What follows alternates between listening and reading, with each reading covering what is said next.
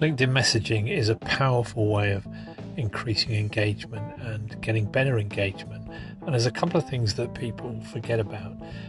One of them is in your download your data, you can just download your sort of messages. You don't have to download all your data, and that's found in your privacy settings. And if you go to the middle tab, privacy, scroll down to how LinkedIn uses your data, and the second option is download your data, and from there you can select just messages. Often I find that I've missed loads of things, and it's great just to have a kind of a CSV file of them. The second thing is to use messages in your connection request. Always send a message with a connection request, despite what people say out there.